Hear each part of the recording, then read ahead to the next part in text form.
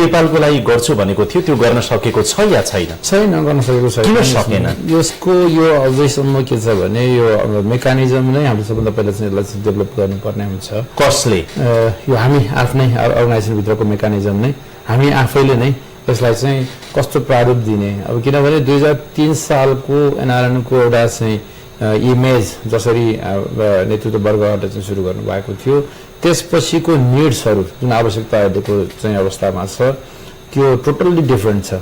यो अहिलेको निड्सलाई चाहिँ यसलाई चाहिँ म्याटलाइज गर्नको लागि हाम्रो अहिलेको जस्तो पहिला जुन एउटा चाहिँ क्लासिक अर्गनाइजेसनको जुन स्ट्रक्चर छ त्यसलाई केही हदसम्म मोडिफाई गर्दै र यसलाई चाहिँ अहिलेको अब चाहिँ वर्तमान पोलिसीसँग इन्टिग्रेट गर्ने त्यो मेकानिजम चाहिँ हामीले चाहिँ सोच्दै जानुपर्ने आजको आवश्यकता पनि हो।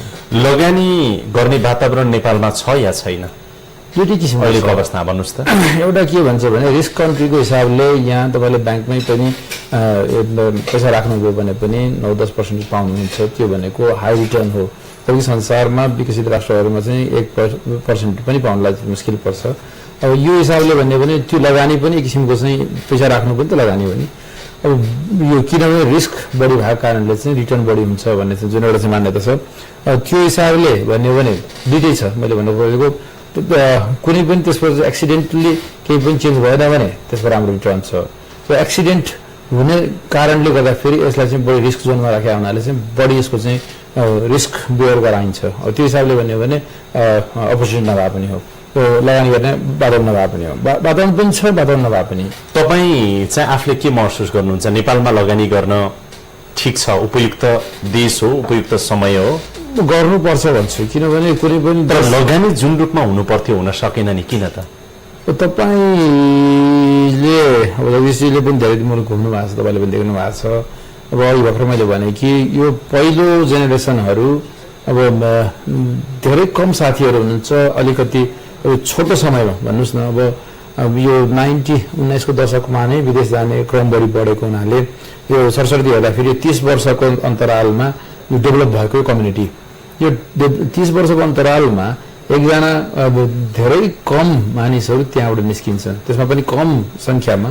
अब भारतीयहरू हेर्ने भने तपाईँले चाहिँ अरबौँको सङ्ख्यामा भारतीयहरू हुनुहुन्छ, त्यसको चाहिँ पर्सेन्टमा हेर्ने हो भने 1% देखिन्छ, किनभने यस्तो ह्युज मास। त्यो हिसाबले भन्यो भने नेपालीहरूमा पनि त्यो देखिएको कम सङ्ख्या नै हुन्छ। त्यो कम सङ्ख्याले जति एउटा चाहिँ यो यसलाई चाहिँ त्यो डेलिभर गर्नुपर्ने चिजहरू छ, अब लगानीको एउटा वातावरण सिर्जनामा त्यो हामीले चाहिँ प्रेसर दिने चिजहरू अथवा चाहिँ त्यस्तो लगानी तान्नमा भनेको त्यो एउटा व्यक्तिगत रूपमा त ठुलो नै हुनसक्छ। सरकारले सहयोग गरेको महसुस छ कि छैन तपाईँलाई? तपाईँ त 2 चोटि उपाध्यक्ष भइसक्नुभयो, 1 चोटि कोषाध्यक्ष पनि हुनुभयो, जापानमा त तपाईँ सदस्य हुँदै हुँदै अध्यक्षसम्म कयौँचोटि हुनुभयो भनेको एनआरएनमा तपाईँ रहि नै रहनु भएको छ अहिलेसम्म, तलदेखि यहाँ उपाध्यक्षको तहसम्म। भन्नुहोस् न, सरकारको सहयोग छ तपाईँहरूलाई? नेपाल सरकारको? म यसरी भन्छु, सरकारले सहयोग गर्न खोजेको छ। हाम्रो पोलिसीहरू अलिकति पुरानै भएको हुनाले त्यसलाई चाहिँ त्यो डेलिभरी गर्ने काममा, त्यसलाई चाहिँ एक्जिक्युट गर्ने काममा, एजुकेसनको पक्षमा चाहिँ त्यो ढिलाइ चाहिँ भएको हो भन्छु म। के पोलिसी बन्ने भने तपाईँलाई लगानी गर्न सक्छ? तपाईँले देख्नु भएको छ, हेर्नुहोस् अब अहिले अब हाम्रो एकदम यो चेन्जेबल पोलिटिकल उ छ, संविधान बन्ने अवस्था छ। अब हामी एउटा चिजमा फोकस हुनुपर्ने, जस्तो 2000 यो सन् 2000देखिको दशकमा चाहिँ धेरै देशहरूले अलिकति यो इन्टरनेसनल मार्केटसँग कसरी ट्याप गरेर चाहिँ यो बजारी विस्तारीकरण र आफूलाई चाहिँ कुन आफ्नो चाहिँ पोजिसनमा लिएर जाने, विदेशी फरेन इन्भेस्टमेन्टहरूलाई कसरी चाहिँ त्यो भित्र चाहिँ ल्याउने, त्यो पोलिसीमा थियो भने हामी चाहिँ यो राजनैतिक स्थिरता अनि त्यसपछि अब राष्ट्रको चाहिँ भविष्य, पुराना हाम्रा चाहिँ ब्याड लक्सहरूलाई चाहिँ कसरी मिलाउने, ती चिजहरूमा चाहिँ हामी चाहिँ फोकस थियौँ। अब एक किसिमले भन्यो भने त्यो एउटा अपर्च्युनिटी पनि थियो र त्यो एउटा हाम्रो चाहिँ यो एउटा लस पनि थियो, त्यो एउटा टाइम लस पनि थियो। त त्यसलाई म सबै कुरा पनि भन्दिनँ, किनभने संसारमा यति छिटो प्रविधिहरू चाहिँ चेन्ज भइरहेका छन् कि अब हामी एक किसिमले भन्यो भने एउटा मैले चाहिँ एउटा उ भन्थ्यौँ, त्यो एउटा उसमा चाहिँ रिले दौडमा चाहिँ यो धेरै देशहरूको चाहिँ रनरहरूमा चाहिँ नेपाली अगाडि हुनुहुन्थ्यो, नेपाली रनर चाहिँ नेपाल भन्ने चाहिँ रनर अगाडि हुनुहुन्थ्यो भने अमेरिका जापानहरू चाहिँ पछि थिए, सबै दङ्ग पर्नुभयो। ओहो यो संसारको रेसमा चाहिँ किन नेपाल चाहिँ अगाडि छ भन्दाखेरि होइन, उहाँहरूले चाहिँ एक फन्का लगाएर चाहिँ आइसक्नु भएको हो र पछाडि पर्नु भएको हो। यसको हिसाबले भन्दाखेरि उहाँहरू त्यही अवस्थामै हुनुहुन्छ। अब हामीसँग चाहिँ अब यो तपाईँले चाहिँ यो 70 को दशकमा हेर्ने हो भने व्यापक रूपमा संसारमा पेस्टिसाइड्सहरू चाहिँ युज भएर चाहिँ कृषि क्रान्तिहरू भएका थिए भने अहिलेको चाहिँ अवस्थामा यो अर्ग्यानिक वर्ल्ड बनाउनुपर्छ भनेर चाहिँ संसार चाहिँ फर्किरहेको छ। अब यही बिचमा नि जस्तो एकचोटि आम सर्वसाधारण नेपालीको आँखाबाट हेर्दा एनआरएनहरू वर्ष दिन 2 वर्षसम्म विभिन्न व्यवसाय जागिर काम विदेशमा गर्छन्, दुःख गर्छन्, परिश्रम गर्छन्, सम्पत्ति कमाउँछन्, मान सम्मान प्रेस्टिज समृद्धि सबै कमाउँछन्, अनि दसैँमा आउँछन्, टिकाटाला लाउँछन्, आफ्नो जन्मभूमि फर्किन्छन्, रमाइलो कुराकानीहरू गर्छन्, अनि फेरि जान्छन्, फेरि 2 वर्षपछि आउँछन्। यस्तै क्रम चलिरहन्छ र अब पनि चल्नेछ भनेर मैले नम्र आरोप यहाँलाई लगाएँ भने त्यहाँभन्दा बढी एनआरएनबाट धेरै अपेक्षा नगरौँ। सामाजिक आत्मीयता सद्भाव यो प्राप्त हुन्छ, त्यहाँभन्दा धेरै बढी चाहिँ अपेक्षा नगरौँ, ठिक्क मात्रै गरौँ भन्यो भने ठिक हुन्छ। जति चाहिँ तपाईँ अफ्रिकाका मान्छेहरू हिँड्छन् कि हिँड्दैनन् होला जस्तो लाग्छ तपाईँलाई? काम गर्छन् कि गर्दैन होला जस्तो लाग्छ? गर्छन् नि, गर्छन् भने तपाईँको एजम्सन हो नि होइन। आजको दिनमा हाम्रो अगाडि हुनुहुन्न, सुतिरहेको जस्तो देखिन्छ नि। 2 वर्षमा एकचोटि आउनुहुन्छ, त्यसलाई पनि मुभमेन्ट देख्नुहुन्छ नि। तर हाम्रो कस्तो मेकानिजम छ भने तपाईँलाई चाहिँ यो एनसीसी भन्छ, नेसनल कोअर्डिनेसन काउन्सिल भन्छ, प्रत्येक देशमा छ। आजको दिनमा 77 राष्ट्रमा हाम्रो एनसीसीहरू छन् र आइसीसी भन्छ, त्यो चाहिँ एउटा क्लाउड बडी, त्यहाँ चाहिँ वास्तवमा भने हाम्रो चाहिँ कार्यालय नेपालमा मात्रै छ। त्यो बाहेक प्रत्येक देशमा प्रत्येक नेपालीको लागि त्यो मुभमेन्ट एभ्री डे भइरहेको छ। तपाईँलाई अझ भन्ने भने आइसीसीको अध्यक्षभन्दा एनसीसीको चाहिँ प्रेसिडेन्ट त्यति बिजी हुन्छ। त्यहाँ जापानको हकमा भन्ने हो भने 75,000 नेपाली हुन्छन्। 75,000 नेपालीको कसैले पनि आफू राम्रो अवस्थामा हुँदा फेरि फोन गर्दैन, अथवा चाहिँ यसले चाहिँ एनआरएनको चाहिँ सहयोगमा जान उसले चाहिँ चाहँदैन भनौँ। जब उसलाई समस्या परेको हुन्छ, विभिन्न भन्नुहोस् अब आफ्नो स्ट्याटसको समस्या अथवा चाहिँ व्यवहारिक समस्या, अनि त्यसपछि नगर्ने अथोरिटिज भनेको एनआरएन नै हो। त्यति बेला ल भन्नुहोस् न, ती एनआरएनहरू 24 आवर भोलिन्टियरली फर नेपाली भनेर नेपाली र नेपालकै लागि नै लागिरहेका छन्। त्यो मुभमेन्ट कसैले देखाएको छैन नि। सबैभन्दा राम्रो म के भन्छु भने दुईटा एउटा चाहिँ क्यामेराले चाहिँ फोकस गर्नुपर्ने अवस्था देखाएको छु। एउटा चाहिँ प्रत्येक एनसिसीहरूमा चाहिँ के कस्तो मुभमेन्टहरू कसरी भएका छन् र त्यसको चाहिँ समअप, यो चाहिँ समय हो वास्तवमा भन्यो भने। हामीले यो पनि ग्लोबल बडीमै विदेशमै हामीले सम्मान गर्न सक्थ्यौँ, कमसेकम होइन यसलाई एउटा चाहिँ एउटा ठुलो हामीले उत्सवको रूपमा लिउँ जसले नेपाली इकोनोमीलाई पनि टेवा पुर्याओस् र नेपालप्रति आकर्षण गर्ने एउटा केन्द्रबिन्दु पनि बनोस् भनेर यसलाई हामीले चाहिँ नेपालमा यसलाई इन्टिग्रेट गर्न खोजेको हो। यो बाहेक यहाँ तपाईँले यो 8-10 दिनको मुभमेन्ट भन्दा 365 दिनको मुभमेन्ट तपाईँले त्यहाँ देख्नुहुन्छ। त्यहाँ छ। नेपालमा कति एनआरएनले कसरी लगानी गर्छन् यो एउटा पार्ट हो होला। त्यो बाहेक विदेशमा जहाँ जहाँ तपाईँले एनसीसी भन्नुभयो होइन, एनसीसी अन्तर्गत रहेका एनआरएनहरूले जसरी त्यहाँ रहेका नेपालीहरूलाई चाहिँ नि सहयोग गरिरहेका छन्, तपाईँको भाषामा भन्दा 365 दिनलाई, त्यसलाई पनि मूल्याङ्कन गर्न जरुरी छ। अब भवन भट्टको कुरा गरौँ है। तपाईँ कहाँ जन्मिनु भएको? म गोर्खा है। तपाईँ परिवार कस्तो थियो? परिवार मजौला वर्ग नै थियो। दुध भात खान पुग्ने नै हो? खान पुग्थ्यो है कि अझै राम्रो थियो? ठिकै थियो, त्यति नै होला सायद सम्पूर्ण। अब तपाईँलाई बाल्यकालको दुःख भनेको के थाहा छ? म यो हदसम्म दुःख पाएको मान्छे हो भन्ने कुनलाई दुःख भने हेर्नुहोस्, अब चप्पल लाउन पाउनु भयो कि भन, जाडोमा न्यानो लुगा थियो कि थिएन, मजाले 3 छाक खाना पुग्थ्यो कि पुग्दैन, सुत्ने ओछ्यान कस्ता थिए, घर कस्तो थियो, त्यही सोध्न खोजेको। एउटा कस्तो भने अब ठिकै मजौला, अलि उच्च मजौला वर्गको चाहिँ परिवारमा थिएँ, जसले गर्दाखेरि अहिले जुन भन्नुभएको थियो त्यो बेसिक निड्स चाहिँ अब त्यसमा चाहिँ म अब अन्तर्राष्ट्रियमा हेर्ने भने त हामीलाई यो धेरै चाहिँ कुनै पनि त्यसले चाहिँ त्यो नै मापदण्ड नै पुरा गर्दैन। तैपनि नेपाली मापदण्डको अनुसार चाहिँ केही हदसम्मको म स्कुल जानको लागि मलाई चाहिँ समस्या पर्थेन, अब तपाईँ लाउन र खानको लागि चाहिँ समस्या नपर्ने परिवारमा। जापान कहिले जानुभयो तपाईँ? म 21 वर्षको उमेरमा गएँ।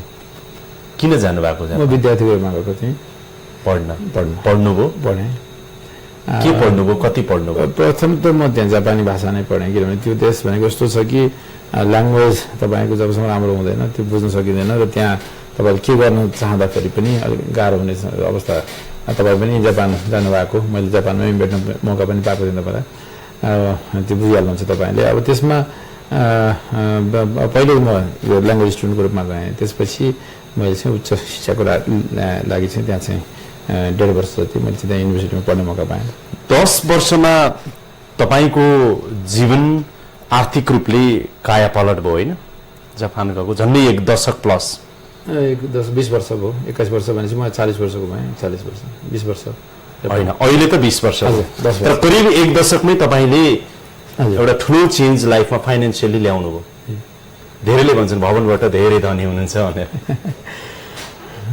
साथीहरूको अब आफ्नो सोचाइ हुनसक्छ कतिको खुसी हुनुहुन्छ जीवनमा यो त हेर्नुहोस् आफूलाई चाहिँ अब यदि खुसी हुँदैन भने मान्छेले अब त्यो हाम्रो स्ट्रेसफुलमा त बाँच्न कोही पनि चाहँदैन अब स्पेसल्ली म चाहिँ एकदम पोजिटिभ थिङ्किङ भएको कारणले गर्दाखेरि आफूलाई खुसी नै ठान्छु एउटा प्रश्न सोधौँ तपाईँ जस्तै धेरै मान्छेको सपना होला पैसा कमाउने त सबैको सपना हुन्छ करियर बनाउन समृद्धि कमाउन सफलताको सूत्र के रहेछ के भयो भने मान्छे सफल हुने रहेछ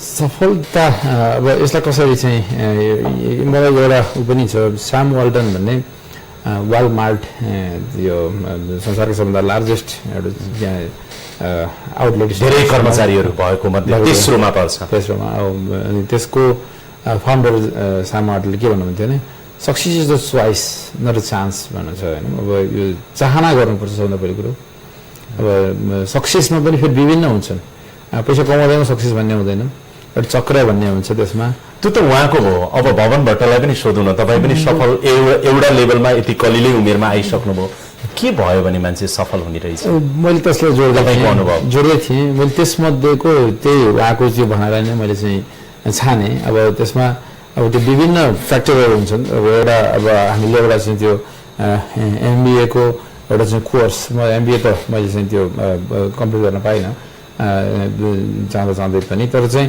त्यसमा चाहिँ मैले चाहिँ त्यो एउटा चाहिँ सक्सेसलाई तपाईँले चाहिँ एउटा चाहिँ घेरामा गोल घेरामा राख्नुभयो भने तपाईँले चाहिँ 6वटा पार्टलाई मेजर लिनुहोस् भनेर भनिन्छ एउटा इकोनोमिकली सक्सेस एउटा हेल्थ वाइज सक्सेस एउटा फ्यामिली सक्सेस एउटा चाहिँ स्टडीको रूपमा सक्सेस एउटा चाहिँ स्पिरिचुअल रूपमा सक्सेस एउटा सोसियल रूपमा सक्सेस भन्दा 6 पार्ट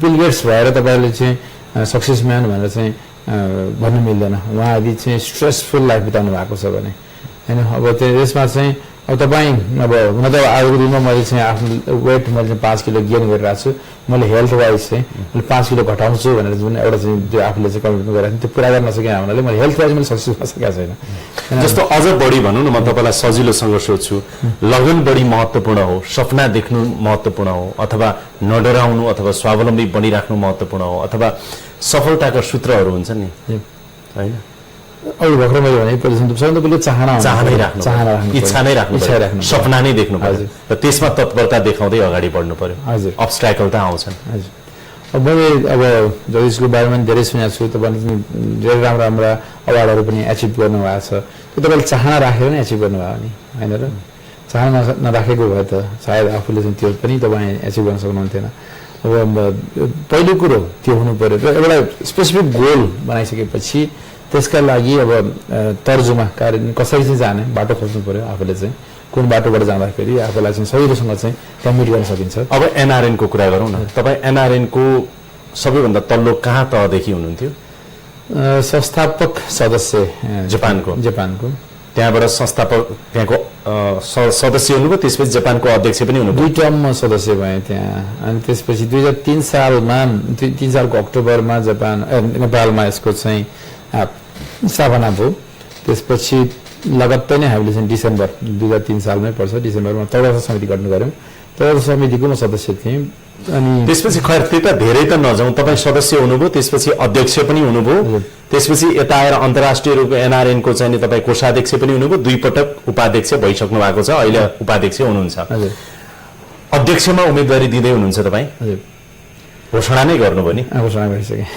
किन भन्नुहोस् त तपाईँको उम्मेदवारी किन के का लागि एउटा कस्तो लाग्छ भने यो टोटली नै अब अर्गनाइजेसन भनेको एउटा चाहिँ यो अविरल बगिराख्ने एउटा चाहिँ एउटा खोला हो। अब यसमा चाहिँ विभिन्न चरणहरूमा विभिन्न नेतृत्व दिनुपर्ने एउटा चाहिँ ऊ हुन्छ र नेतृत्व कस्ता व्यक्तिले दिनुपर्छ भन्ने मान्यता हुन्छ भने यिनीहरूलाई चाहिँ जब राम्रोसँग चाहिँ यसमा चाहिँ अनुभव गरेर चाहिँ बुझिसकेका साथीहरू र यसमा चाहिँ भोलि आउँदा कस्तो चाहिँ हडलहरू चाहिँ फेस गरेको जुन त्यो एउटा भनिन्छ नि अब एक कक्षा पढेको मान्छेले स्टेप बाई स्टेप गरेर चाहिँ 10 कक्षामा पुग्छ अथवा एसएलसी पास गर्छ अथवा चाहिँ आइए पुग्छ।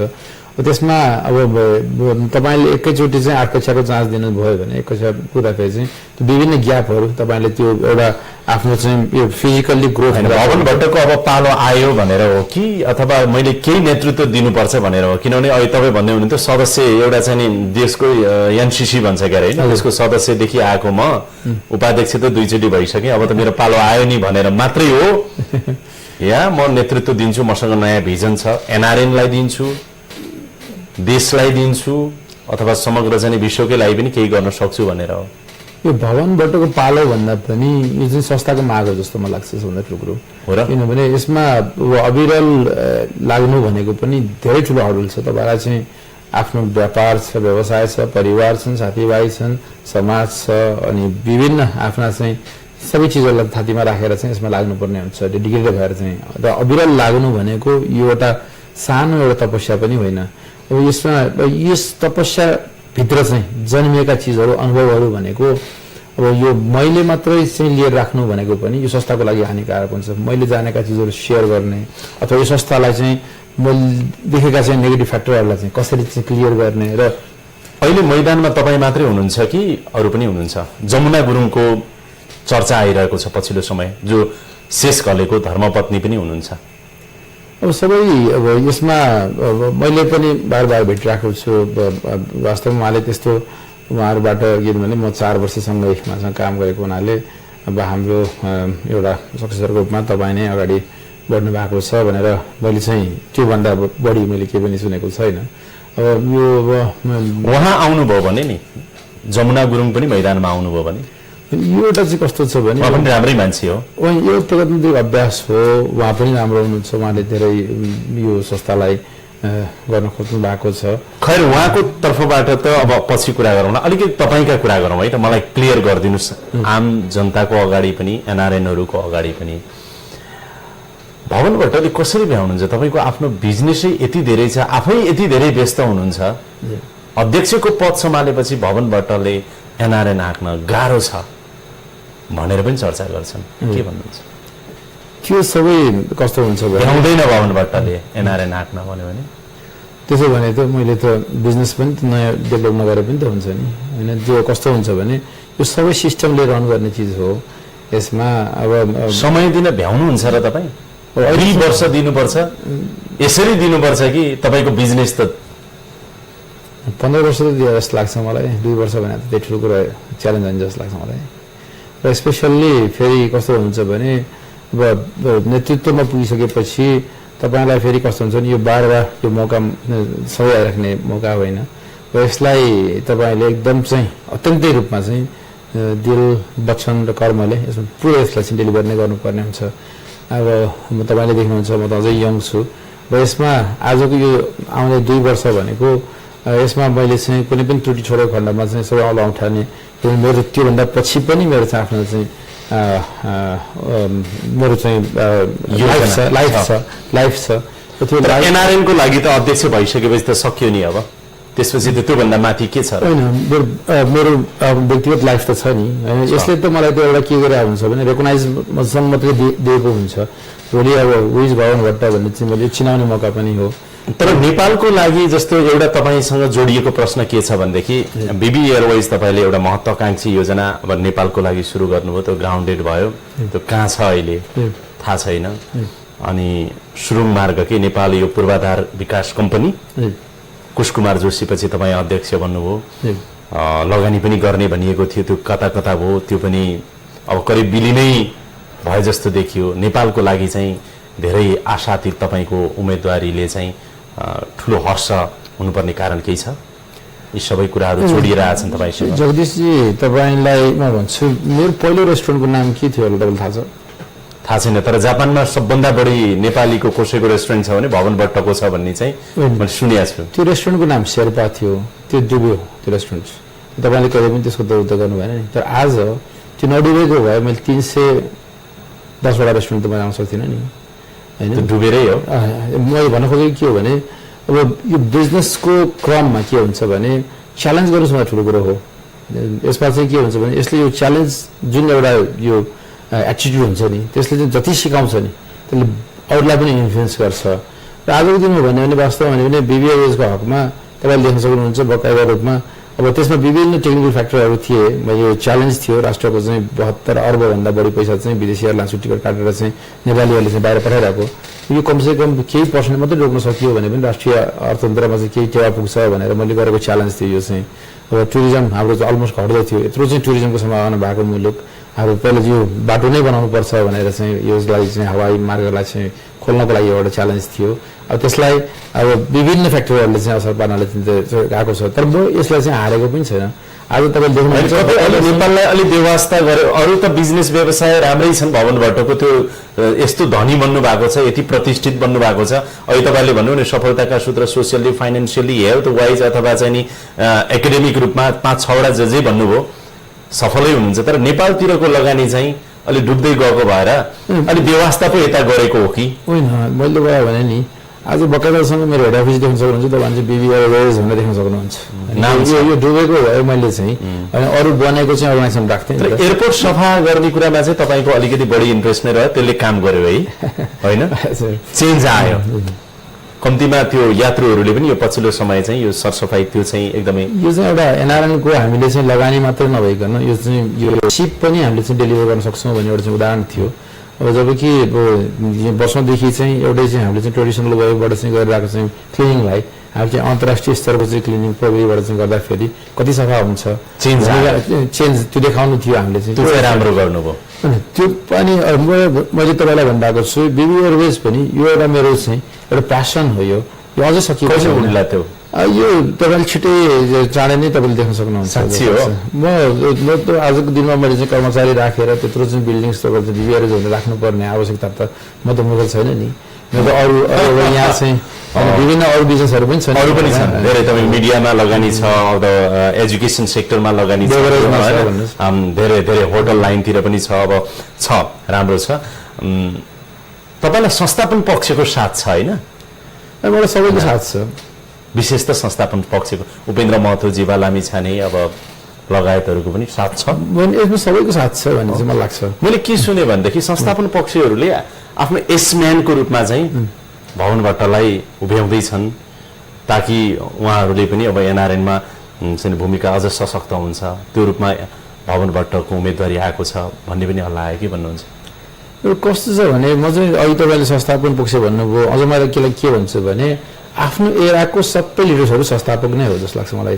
उपेन्द्रजी आफ्नो एराको संस्थापक हुनुहुन्छ, देवमा निराजनजी आफ्नो एराको आफ्नो चाहिँ जुन टर्मको चाहिँ संस्थापक हुनुहुन्छ, जीवाजी त्यस्तै हुनुभयो भने शेषजी पनि आफ्नो एराको संस्थापक हुनुहुन्छ।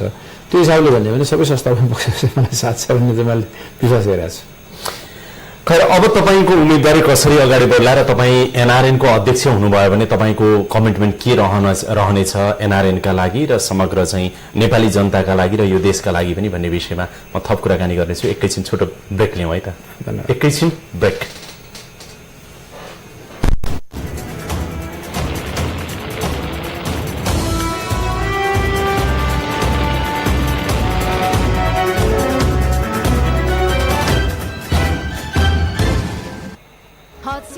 प्रायोजक बर्जर पेन्ट्स।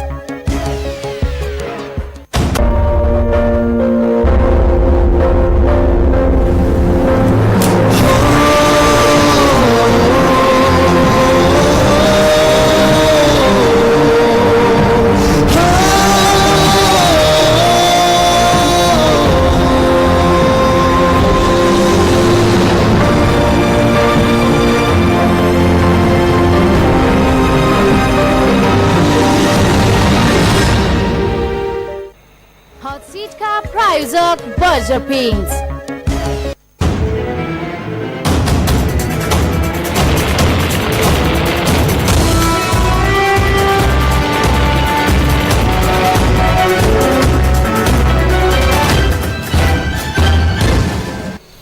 ब्रेकपछि फेरि पनि स्वागत छ यहाँहरूलाई। मेरो साथमा एनआरएनए का अध्यक्षका उम्मेद्वार हुनुहुन्छ भवन भट्ट।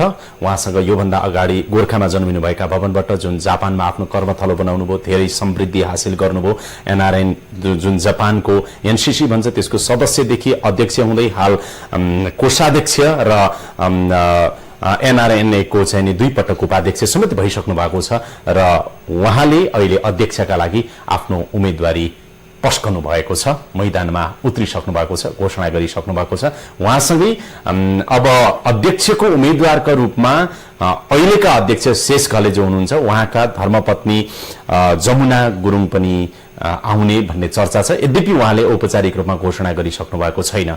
त्यसैले अब भवन भट्टको उम्मेदवारी के का लागि भन्ने विषयमा हामीले त अलिकति कुरा गर्यौं, तर यसको औचित्य पुष्टि उहाँ कसरी गर्दै हुनुहुन्छ उहाँसँग थप कुराकानी गर्नेछौँ। फेरि पनि स्वागत छ। अब तपाईले अघि त केही भन्नुभयो मेरो उम्मेदवारी यो कारणले भनेर, जस्तो आम एनआरएनहरूलाई भन्नु पर्दाखेरि मैले अहिलेसम्म चाहिँ एनआरएनको लागि यो मातृभूमिको लागि यति गरेँ, त्यसकारण मेरो उम्मेदवारी चाहिँ नि औचित्यपूर्ण छ, जस्टिफाई हुन्छ है भनेर भन्नु पर्यो भने के भन्नुहुन्छ? 15 वर्ष अविरल रूपमा लाग्नु नै मातृभूमिको लागि जस्तो मलाई लाग्छ। यो वास्तव भन्यो भने अहिलेसम्मको एचिभमेन्ट छ जुन तपाईँहरूले चाहिँ भन्नुहुन्छ, त्यो एनआरएनसँग धेरै अपेक्षा गरियो। अपेक्षा त सबैसँग गरिएको छ नि। हाम्रा चाहिँ विभिन्न एसोसिएसनहरूसँग चाहिँ खानेपानीसँग चाहिँ हामीले एउटा अपेक्षा गर्छौँ, एउटा पाउँछौँ। अब भनौँ अब विभिन्न भनौँ न अब इन्फ्रास्ट्रक्चरसँग एउटा अपेक्षा गरेर हुन्छौँ, हामीले चाहिँ अर्को चाहिँ पाइराखेका हुन्छौँ। त्यस्तै एनआरएनसँग पनि अब यो जुन थर्ड एउटा बडी छ, यो कसरी चाहिँ मेकानिजम, मैले अघि पनि यहाँलाई अलिकति भने कि यो यसको मेकानिजम कसरी चाहिँ चलेको छ भनेर चाहिँ अलिकति बुझ्नु जरुरी छ। यो विदेशमा बस्ने आफ्नो केही बचेको समय, किनभने त्यहाँ आफूलाई स्ट्रगल गर्नुपर्ने पर्दा पर्दै त्यसबाट चाहिँ केही बचेको समयलाई लिएर चाहिँ राष्ट्रको लागि चाहिँ 2 मिनट अथवा चाहिँ 2 पेनी 2 पेनिज त्यसरी चाहिँ कलेक्सन गरेर चाहिँ विभिन्न एनसीसीहरू गठन भएका हुन्छन्। अनि त्यहाँबाट चाहिँ हामीलाई पनि के छ भने मुलुक जबसम्म यसको समृद्ध हुँदैन, हाम्रो जति समृद्ध बने पनि त्यसको कुनै अर्थ हुँदैन भनेर यो अत्यन्तै यो राष्ट्रसँग भावनात्मक रूपमा जोडिएको अर्गनाइजेसन हो। यसले कुनै पनि यसलाई ठुलो फन्डेर अथवा चाहिँ कहीँ बाहिरबाट चाहिँ आएको, तर यसले गर्न सक्ने यो कामहरू भनेको अथाह छ, अपार यसको चाहिँ त्यही त। यही सन्दर्भमा चाहिँ जस्तो मैले एउटा प्रश्न गरेँ तपाईँलाई कि तपाईँको ठाउँमा जमुना गुरुङ आउनुभयो भने नि त एनआरएनमा राम्रै हुन्छ नि, होइन र? उहाँ त झन् अहिले एक्जिस्टिङ अध्यक्षको वाइफ हुनुहुन्छ, कति त उहाँले काम गर्नु 4 वर्ष उहाँले गरिसक्नु भएको छ। उहाँले गरिरहेका कामलाई पुरा म गर्छु भनेर उहाँ अगाडि मैदानमा आउनुभयो भने किन भवन भट्ट जमुना गुरुङ पनि त हुन सक्छ? होइन, अहिलेसम्म यसमा कुनै पनि अहिले अब सबैको रूपमा चाहिँ अब सर्वसम्मतबाट नै यसलाई चाहिँ अगाडि बढाउने भन्ने कुरा छ। यसमा होइन, जो आए पनि यसलाई अब मर्म बुझेर आउन सक्ने साथीहरू हुनुहुन्छ भने अवश्य नै गर्न सक्नुहुन्छ र यसमा त्यति नै डेडिकेट हुनुपर्छ र त्यति नै ठुलो एउटा भिजन हुनुपर्छ, त्यति नै राम्रो एक्सपिरियन्स हुनुपर्छ भन्ने चाहिँ मेरो मान्यता छ। अब यो त फिल्डमा नउत्रेसम्म त कसले कति गर्न सक्छ भने बेटर हाफ भनेको चाहिँ एनआरएनको अध्यक्षको पनि बेटर हाफ नै हो नि उहाँ, होइन? मैले भने नि त उहाँलाई धेरै चलाउनु पनि हुन्छ अरे उहाँले। अब यो व्यवहारिक उहाँको चाहिँ व्यक्तिगत पक्षहरू अब हामीलाई अहिलेसम्म त्यसरी चाहिँ त्यो कुनै पनि त्यस्तो अनुभव पनि भएको छैन, किनभने उहाँसँग हामी पनि सँगै सहकार्य गरेर नै हिँड्यौँ। अब भूकम्पको क्रममा होस् अथवा चाहिँ हामीले चाहिँ अब बाढी पीडितको क्रममा होस्, अब त्यो ब्लकेटको ठाउँहरूमा पनि हामीसँग नै काम गरेर हिँड्दाखेरि अब एउटा सहयात्रीको रूपमा उहाँसँग नै हुनुहुन्छ। अब त्यसमा दुई मत छैन। अब यसमा उहाँ मात्रै होइन कि उहाँ लगायत धेरै साथीहरू हुनुहुन्छ यसमा, किनभने यो एकजनाको चाहिँ बल र बुताले चाहिँ भए पनि होइन। यसमा त हजारौँ 50 लाख नेपालीको चाहिँ इन्टिमेसी जोडिएको चाहिँ अर्गनाइजेसन, 50,000 नेपाली यसमा इन्भल्भ हुनुहुन्छ। ती सबैको उत्तिकै महत्त्वपूर्ण भूमिका र प्रत्येक देशमा उहाँहरूको त्यही एउटा चाहिँ लगनले गर्दाखेरि नै अर्गनाइजेसन यति स्ट्रङ भएको पनि हो। हेर्नुहोस् भवन सर, अब नेपालमा राजनीति त यतिसम्म हावी भएको छ कि राजनीतिक दल, यिनका भातृ संगठन, यिनका विभिन्न संगठन त छँदै नै छन्। हुँदा नेपालमा पत्रकारहरू पनि कुन पार्टीको पत्रकार भन्नुपर्ने जस्तो अवस्था छ यो देशमा।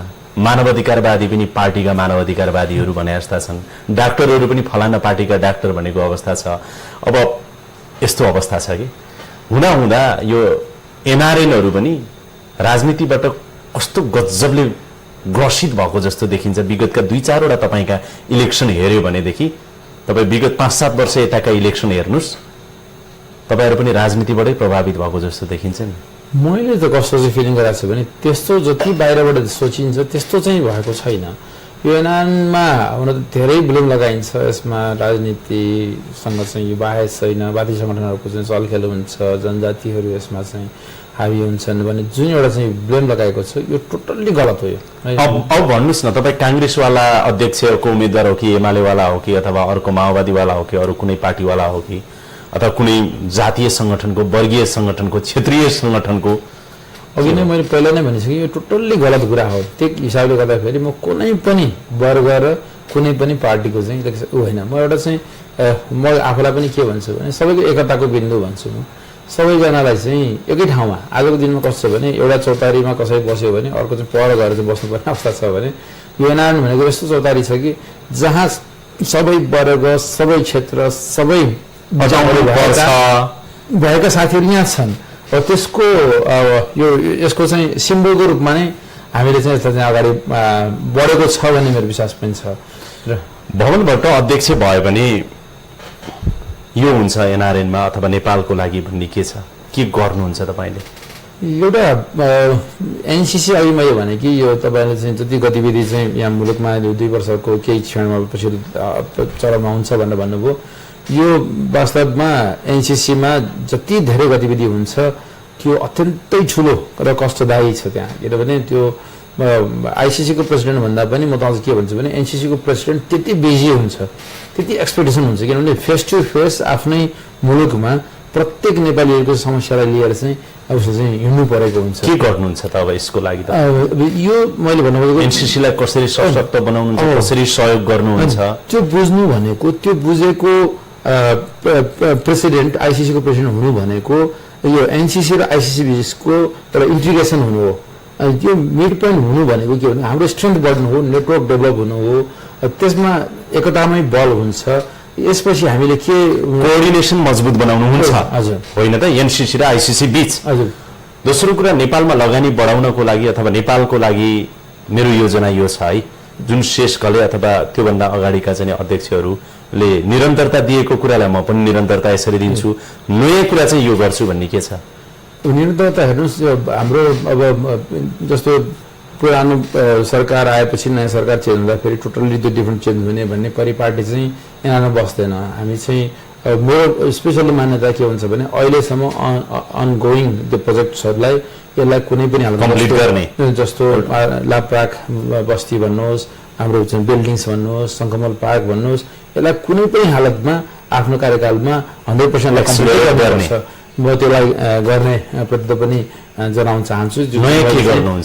त्यो बाहेकका चिजहरूमा कस्तो हुन्छ भने एउटा हामीले चाहिँ कमन इन्भेस्टमेन्ट भेहिकल हामी चाहिँ जस्तो चाहिँ अब $100 लिएर अब लाख 1 लाखसम्म अथवा 10 लाख पनि इन्भेस्ट गर्न चाहनेहरूको लागि एउटा कमन भेहिकल हामीले चाहिँ त्यसलाई चाहिँ क्रिएट गर्छौँ, जसले गर्दाखेरि सबैजनाको एउटा पार्टिसिपेसन राम्रो होस् र त्यति नै स्टेक उसले पनि फिलिङ गरोस् कि आफूले चाहिँ मेरो पनि लगानी चाहिँ राष्ट्रको लागि भइरहेको छ। र हाम्रो एउटा मेकानिजम पनि हामी के गर्छौँ भने ल म चाहिँ आउँछु, म नेपालमा लगानी गर्छु, तपाईँलाई कुनै पनि ठाउँमा चाहिँ जबकि मैले चाहिँ त्यहाँ 10औं वर्ष लगाउनु पऱ्यो कि मैले चाहिँ जापानमा बिजनेस स्टार्ट गर्नलाई, नेपाल पनि मेरो देश भनेर भाषा बुझ्दैमा हुँदैन, त्यहाँको चाहिँ आफ्ना सर्टन कल्चर्सहरू हुन्छन्, त्यहाँका आफ्ना मान्यताहरू हुन्छन्, त्यसलाई नबुझिकन हामीले चाहिँ इन्भेस्ट गर्दाखेरि त्यहाँ विभिन्न ठाउँमा चाहिँ ठक्कर खाने प्रवृत्तिले गर्दाखेरि धेरै साथी हतोत्साहित भएका हुन्छन्।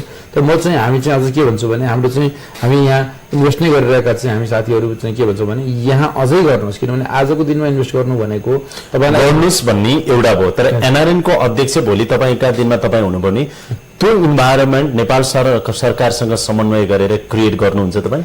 अघि मैले भने अब त्यसलाई त त्यो एकदम त्यो कन्टिन्यू प्रोसेस हो। हामीले चाहिँ त्यसलाई चाहिँ चेन्ज गरेर लाने पोलिसी वाइज अब संसारका राम्रा चाहिँ पक्षहरू, हाम्रो चाहिँ गुड एक्जाम्पल्सहरूलाई चाहिँ जस्तो एफडिआईमा कसरी चाहिँ ल्याउँदाखेरि चाहिँ भित्राउँदाखेरि ओपन डोर पोलिसी कस्तो बनाउँदाखेरि विदेशीहरूलाई चाहिँ एट्र्याक्ट गर्न सकिने, ती भनेका हाम्रा चाहिँ अनगोइङ एउटा त्यो प्रोसेस वाइज हामीले चाहिँ त्यो सरकारसँग लगइन गरिरहने प्रोसेस हो भने हामीले अघि मैले भन्नुभयो भने व्यक्ति सिङ्गल पर्सन आएर चाहिँ लगानी गर्दाखेरि उसले आफ्नो स्ट्रक्चर इन्फ्रास्ट्रक्चर डेभलप गर्नलाई धेरै ठुलो चाहिँ हन्डरहरू खाने र आफ्नो जुन कर्मभूमिमा भइरहेको चाहिँ बिजनेसहरूलाई नै थातीमा राख्नुपर्ने अवस्था, त्यसले गर्दा फेरि धेरै साथीहरू चाहिँ यसमा चाहिँ यो च्यालेन्ज गर्न डराउने हुनाले हामीले कमन भेहिकल बनाउँछौँ। कमन भेहिकलले एउटा प्रोफेसनल्स जुन चाहिँ राष्ट्रमै भिजिरहेको चाहिँ इन्भेस्टमेन्टहरू चाहिँ बढीले चाहिँ त्यसलाई चाहिँ इन्भेस्ट गर्ने, त्यो चाहिँ हाम्रो चाहिँ नेक्स्ट एउटा चाहिँ ऊ हुन्छ।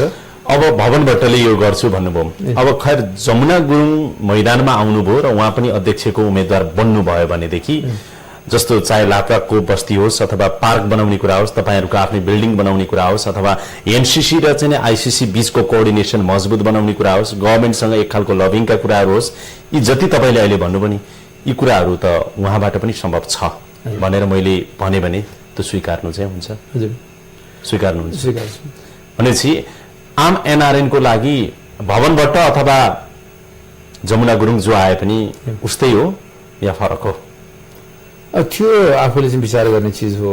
अब वास्तवमा भने अब हुन त अब म अब के भन्छु भने अब she is very success lady.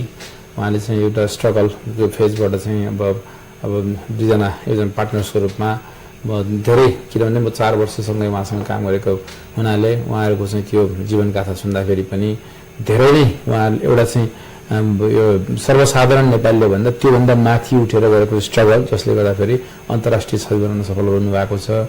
I salute both of them.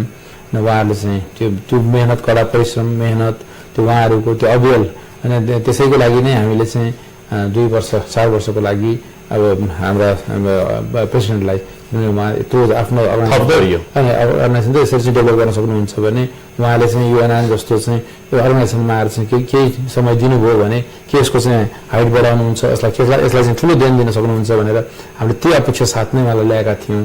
अब अध्यक्षले नि के भन्नुहुन्छ भने म सिङ्गल थिइनँ, यो टेनर भनेको मसँगै नै एउटा पार्टनरको रूपमा चाहिँ मेरो मिसेस पनि हुनुहुन्थ्यो।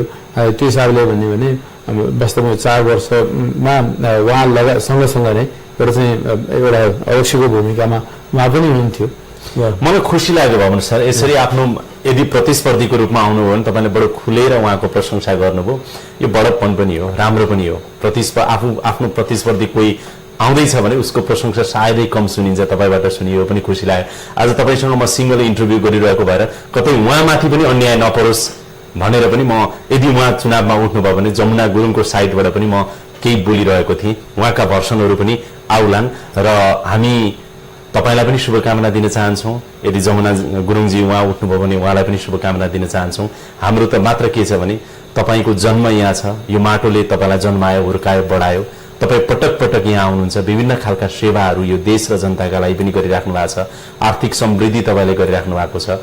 जापानमा रहेर त्यहाँ रहेका नेपालीका लागि काम गर्नुभयो, अहिले आएर चाहिँ विश्वका नेपालीहरूको लागि पनि काम गर्न खोजिराख्नु भएको छ, गरि पनि राख्नु भएको छ। यो आफैमा उल्लेख्य छ। जमुना गुरुङजीले नि त्यही रूपमा गरिरहनु भएको पक्कै पनि छ, तपाईँले अघि नै भनिहाल्नुभयो। त्यसकारण तपाईँहरू दुईजना जो आउनुहोस्, तपाईँहरू आफू अब एनआरएनहरूको चाहिँ कर्सीमा जाँचिन जानुहोस् तपाईँहरू, होइन, कसले योग्य देख्नुहुन्छ आउनुहोस्।